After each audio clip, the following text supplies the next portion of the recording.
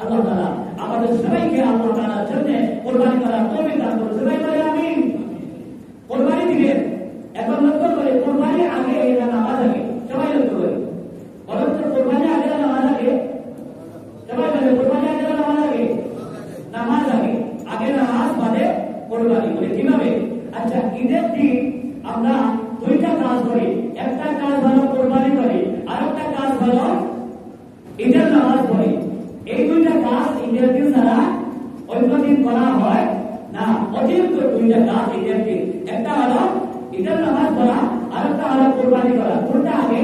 কুরবানি করা আগে না ঈদের নামাজ পড়া আগে? ঈদের নামাজ পড়া আগে। তাহলে এখানে আল্লাহ তাআলা ঈদের আগে, ঈদের নামাজ আগে পড়ার কথা বলেছেন, কুরবানি করার কথা পরে বলেছেন।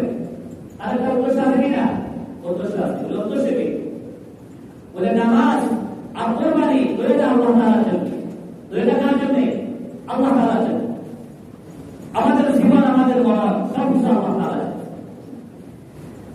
ঈদের নামাজের আগে কুরবানি করলে কুরবানি হয় না, হবে না? হবে? ঈদের নামাজের আগে যদি কেউ কুরবানি করে, কুরবানি হবে কি? হবে না।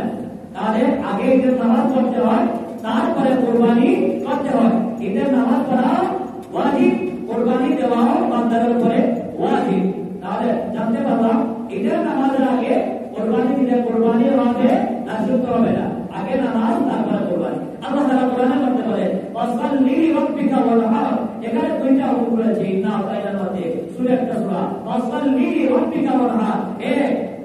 এ আমার রাসূল, হে পয়গম্বর, হে নবী, হে আমার দোস্ত, হে আমার বন্ধু, হে আমার হাবিব, ওয়াসাল্লি, আপনি আমার জন্য নামাজ পড়েন। ওয়াসাল্লি অর্থ কি?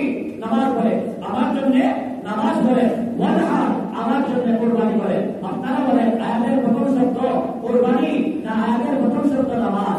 কোনটা আগে? নামাজ আগে। ওয়াসাল্লি আগে নামাজ পড়ো, তারপরে কুরবানি করো। এবার আমরা মাশাআল্লাহ মালদার অনেকে আছি, কুরবানি করে কিন্তু নামাজ পড়ি না। কুরবানি করে কিন্তু নামাজ পড়ি না। আল্লাহ তাআলা কোরআনের মধ্যে বলে দিয়েছেন যে হে দুনিয়ার মানুষেরা, আগে নামাজি হও, আগে নামাজ পড়ো, তারপরে কুরবানি করো।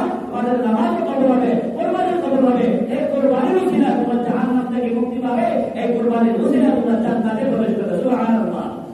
আর আমরা অনেকেই নামাজ পড়ি না, কিন্তু কুরবানি দিই। কুরবানি দিই, লক্ষ লক্ষ টাকা দিয়ে কুরবানি দিই।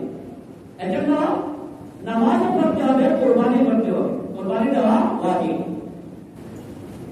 আল্লাহ তাআলা আমাদের সবাইকে সঠিক বোঝা এবং সঠিক আমল করার তৌফিক দান করুন। আমিন।